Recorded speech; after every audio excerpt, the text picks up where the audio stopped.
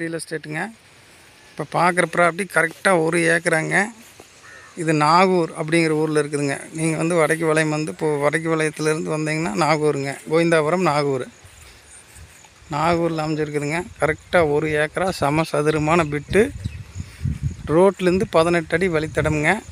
Record காட்டுக்காரர் வந்து அந்த 18 வழித்தடத்துலேருந்து ஒரு 10 அடி 10-15 அடி வருங்க.